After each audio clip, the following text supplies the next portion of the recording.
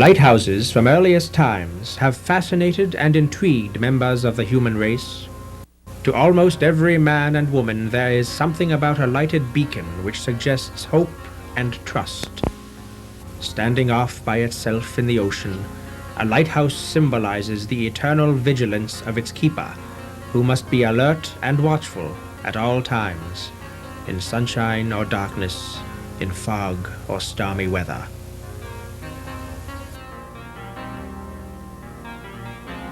Edward Rowe Snow first came under the spell of lighthouses long before he wrote those words from famous lighthouses of New England.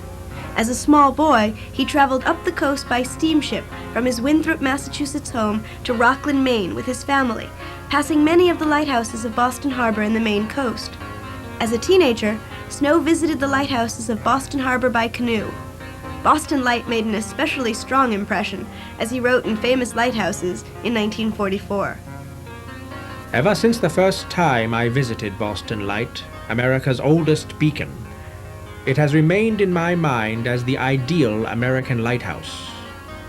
No beacon anywhere that I know of has just that pleasing combination of insular isolation, attractive surroundings, and rugged grandeur of which Boston Light can boast. The other lighthouses of Boston Harbor each had their special appeal to young Edward Rowe Snow as well. Long Island Head Light, Graves Light, Deer Island Light, and Minot's Light, which Snow called America's most dangerous beacon, all became vital points of research for his first book, The Islands of Boston Harbor, published in 1935. Snow and his wife, Anna Merle, learned firsthand of the vigilance of lighthouse keepers when Maurice Babcock helped them pull their canoe ashore at Little Brewster Island in a squall. A friend of Snow's in Winthrop, pilot Bill Winkapaw, had his own reasons to be grateful to lighthouses and their keepers. It was the gleam of Dice Head Light near Rockland, Maine, that guided Winkapaw and his light cargo plane to safety in a blinding snowstorm a few days before Christmas in 1927. Deeply thankful, Winkapaw flew back over the light a couple of days later and dropped wrapped presents to the keepers. The appreciation they showed Winkapaw convinced him to expand the present-dropping flight to a few more lighthouses the following year.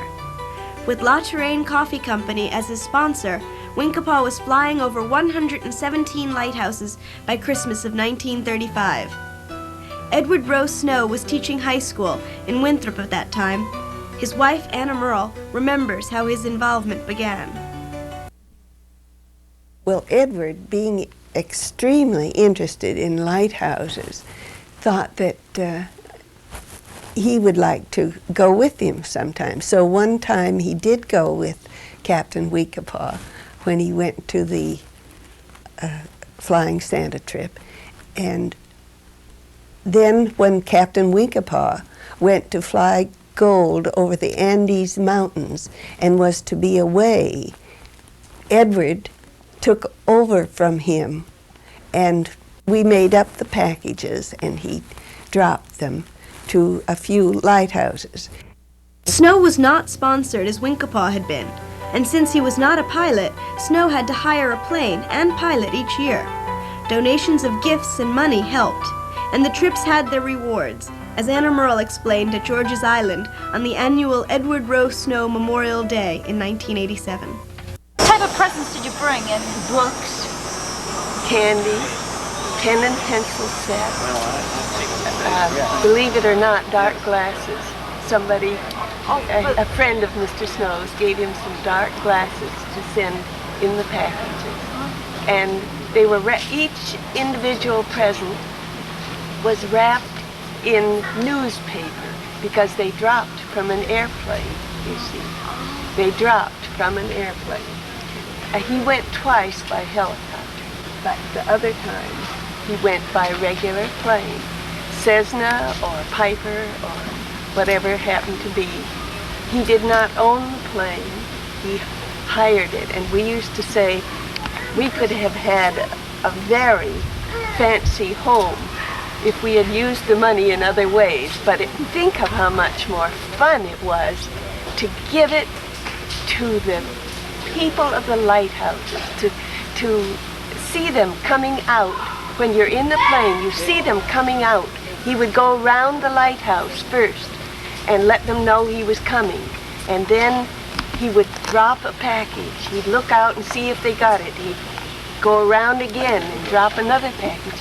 And it was so much fun, such satisfaction.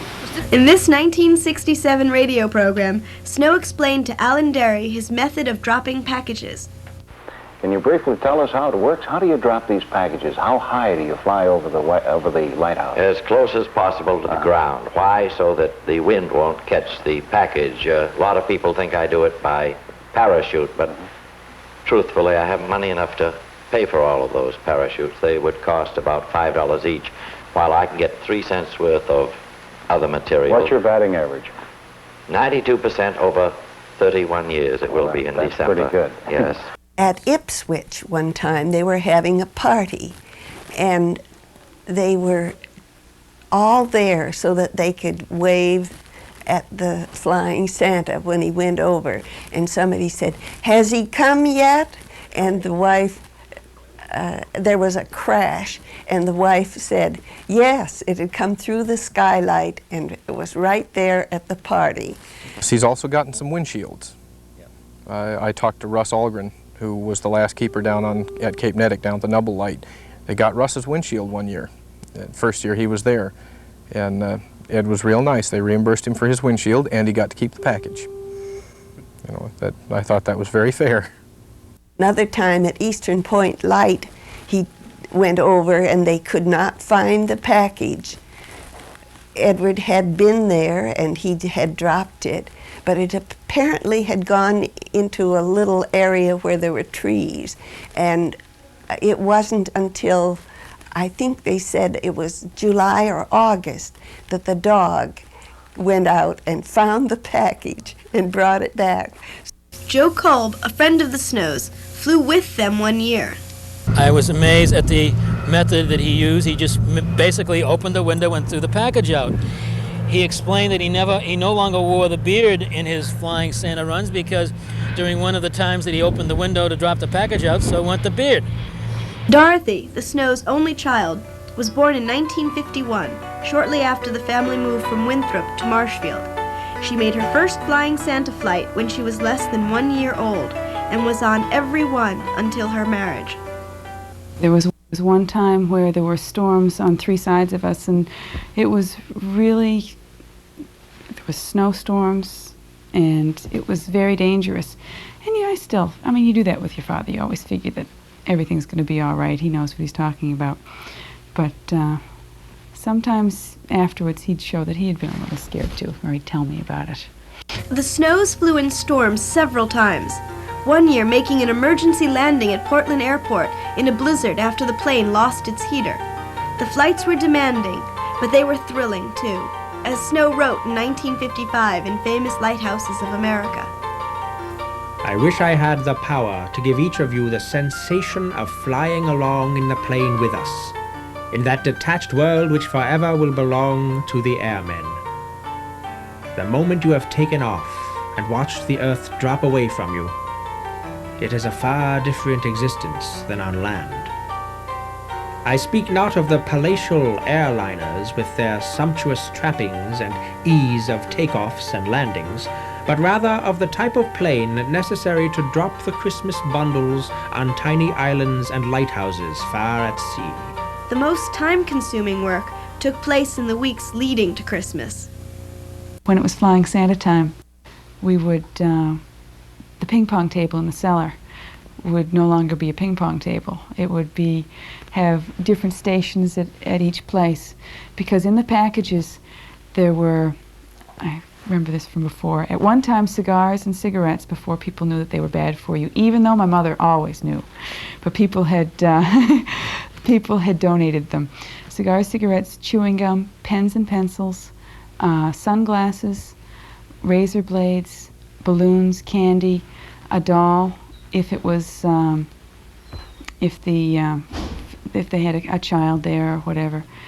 And each thing was wrapped individually in newspaper, and then after the newspaper they had something called Excelsior, which is like hay that they'd wrap everything else in, and then around all that was brown wrapping paper. And we'd have different stations at the ping pong table. People would wrap the sunglasses and wrap this and that, and my father would usually be the one who wrapped it in the brown paper, and people will have made string, and he had it in a bowline knot that he'd tie the right way, and then he'd put S for stag if there were no children there, and D for doll if there was a doll in there. And then early in the morning we'd go up to Norwood Airport and fill the car. I remember the station wagon being absolutely chock-a-block full with all these packages, and me not really wanting to go because I knew it would be so rough. But we tried Dramamine, we tried not using Dramamine, we tried eating breakfast or not eating breakfast or whatever. And we'd get to Norwood and start packing the plane and try and pack it so that there were packages that were the right number of dolls and stags and different ones for the right people, and so that when he needed a certain package, he'd be able to have it at his fingertips. There were about 40 lighthouses that received yearly visits from the Flying Santa, but snow often extended the flights. At one time, he went to St. Pierre and Miquelon, which is way up above Nova Scotia, I believe, or near there. And then he flew to Florida one year. And another time we went to New York. He dropped some packages there.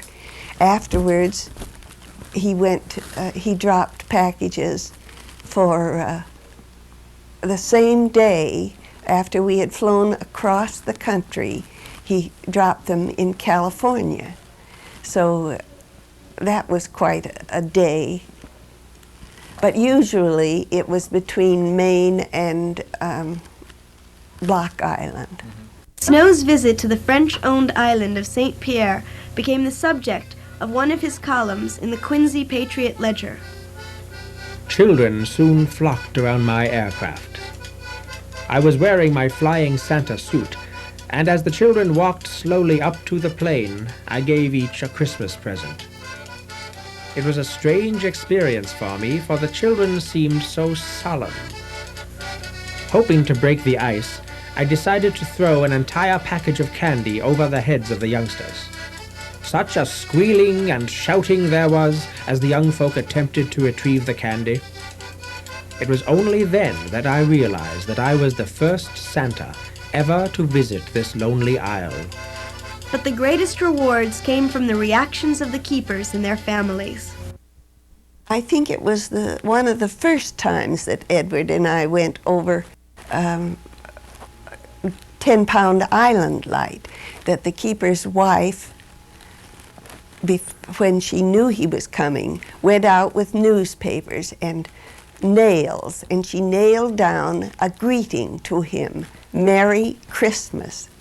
Well, Edward, when we went over it, Edward and I were fascinated. Edward took pictures of it. So the next morning, he had the pictures developed, and he had taken them to the paper, the newspaper, and it came out in the paper that day. The boy from 10-Pound Island Light was at school that day. So when he came back from school, he had bought one of the papers and took it out to his mother. And the mother was very thrilled about it. The keeper said, I didn't think that would come out. Many people spelled out greetings to Flying Santa over the years, using pine boughs, driftwood, stones, or whatever was available. People showed their appreciation in other ways, too, such as the young bride at Gurnet Light near Plymouth. This keeper had just been married, and he and his wife were living at the Light at Christmas time. Well, it's very lonely out there because it's difficult to go along the beach and get into Duxbury.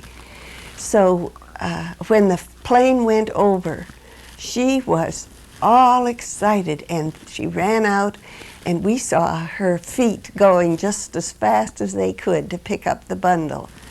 And later she wrote and said that she was delighted. She felt much more at home now that they had been welcomed so nicely at the Gurnet.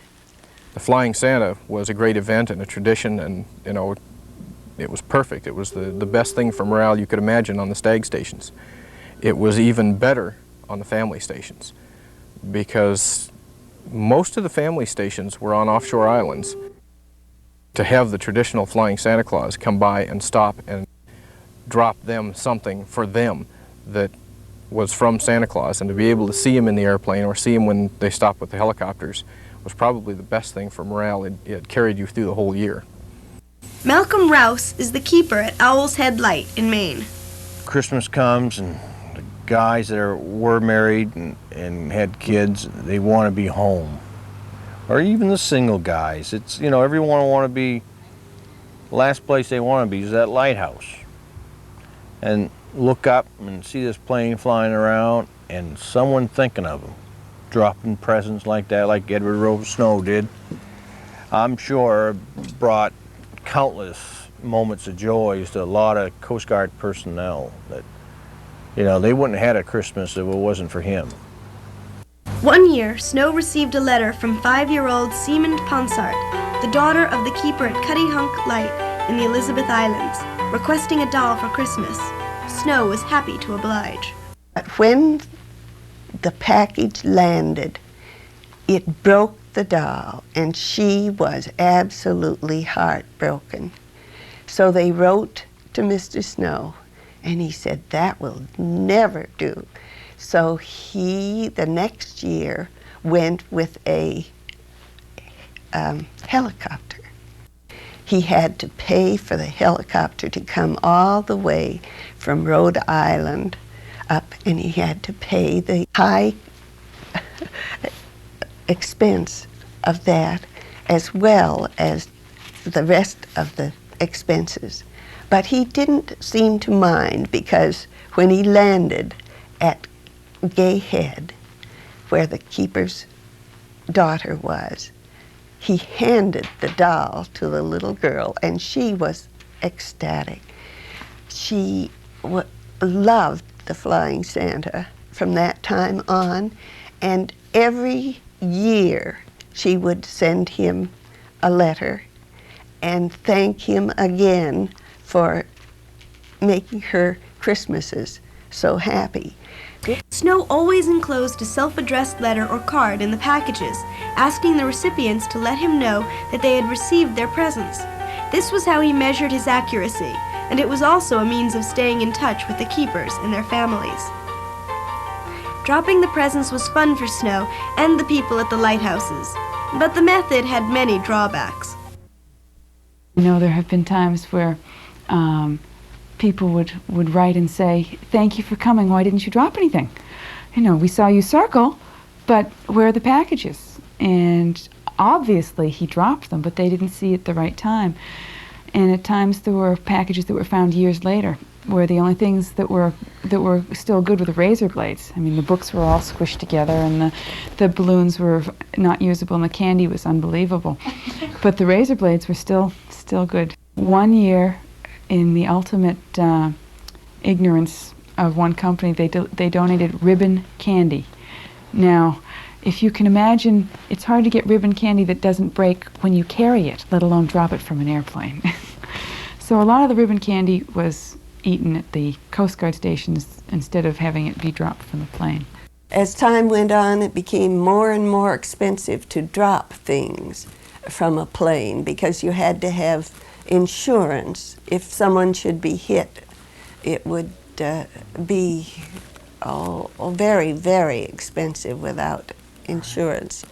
So we very often went to an airport, and the lighthouse keepers would come from a certain area, such as Rockland, Maine, and they would come to the airport there, and he would give them their presents in person. Another aspect of the Flying Santa visits that was important to the keepers was the inclusion of Snow's own books. The keepers were most interested in their books, especially when the books would have lighthouse stories in them. Larry Baum was keeper at Great Duck Island in Maine in 1980, his first year in New England, and the year Snow made his final Flying Santa trip. We read about the Flying Santa, but didn't expect to see such a thing. So when he came in, and out he came in full dress and the whole 9 yards, and he spent about 2 hours and talked with us.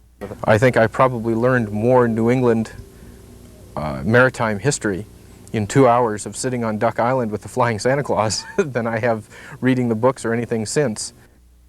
In 1979, Snow had predicted that children yet unborn would be voting before he'd retire as Flying Santa. But this Santa Claus was, after all, human, and in 1981, after 44 years of the Santa flights, he suffered a stroke.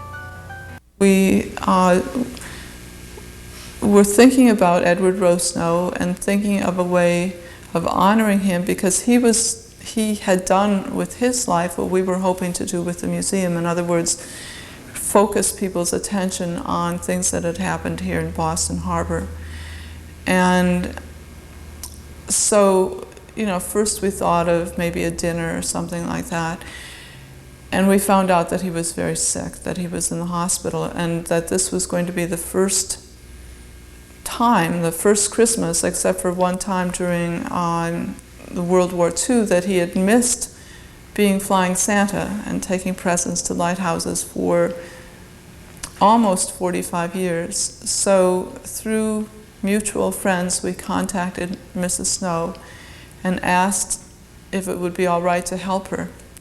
And I remember going down to meet her. She just gave me the most wonderful hug, you know. She's just a very warm person.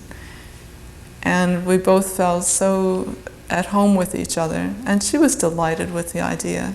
Of course, at that time, you know, her main concern was her husband and visiting him in the hospital and so forth. And this was like a month, it was just before Thanksgiving, just a month before Christmas. And she was just very happy and said sure. She was delighted that we were willing to take it on. It was a very hectic month. Ed McCabe was the museum's first Flying Santa, and most years still flies to the Lighthouses of Maine. In April of 1982, Edward Rowe Snow died. Shortly thereafter, George Morgan became involved in the Flying Santa flights. He is now chairman of the program. I said, well, that sounds something I really like to do. I says, that was the first I knew of Edward Rowe Snow's connection to the whole museum. And yet I knew of Edward Rowe Snow. I had read his books. I've listened to him on the radio at different times. I never met the gentleman. But I can remember way back, I'm 55 years old, the old Boston Post, it must be close to Christmas, there's the picture of Ed Snow flying. It was always in the Boston Post. So that piqued my interest a bit more, and I did a little quick research on it the best I could and listened to some stories, and I really fell in love with the project. Right? And I said, you know, this is something, I said, this should go on till at least it's 100 years old, until all the lighthouses fall down, and maybe they will. In his 6 years as chairman of the Santa program, Morgan has accumulated his share of stories. One year, a friend took his son's electric train down from the attic a few days before Christmas and gave it to Morgan. We packed it up and we flew down the Cape there, and when we landed, the little boy came out with the father, and we're lugging these, there was two families there. So we're lugging out 2 packages, plus I got the train set, and the father says, Santa, I'll be right back. He says, they're pulling up in a van from school. The girls saw the helicopter coming in, so we got the whole Plymouth school system coming up. So meanwhile, I'm talking to the little boy, Jerry, and he's, Jerry, blah, blah, blah, blah. So what do you want for Christmas? And he's there, bug-eyed, you know. He says, I want an electric train set. Well, I didn't fall over, but I said, well, here. And I gave it to him, and the father was there, and he hears the whole thing, and we did our stitch, and we stood there, and we talked to the kids, and we finally left. When I got back to Hull that night, my wife says to me, call this gentleman down at down the Cape, she says, call collect if you have to. So I called him. He says, how did you do that? He says, that kid went in the house, ripped that thing open, and he can't believe it. He says, in fact, he's going to believe until Santa Claus till he's 100. The Hull Life-Saving Museum still keeps Anna Merle Snow involved in the flights. Before we fly, we call her up and we ask her for her blessing. And tell her, you know, Ed's going up to Maine, I'm going to do the islands, Ben Blake or somebody's going to do Boston. And then when we get back, I make sure the other two do. I said, but when you get back to Boston, call up Mrs. Snow and tell her how your trip was. The Flying Santa program is a living memorial to lighthouse keepers and their families.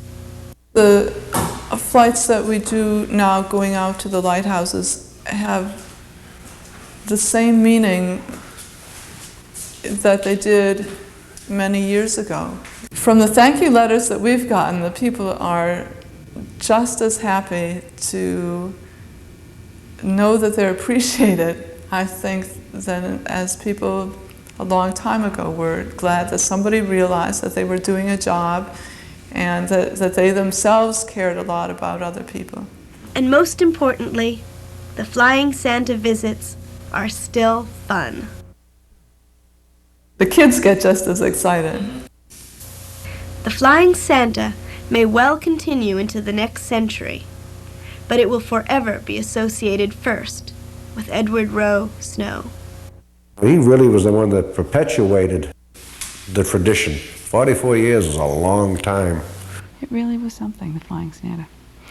And the people, when he landed, everybody, they always thought he was something really special, because he was.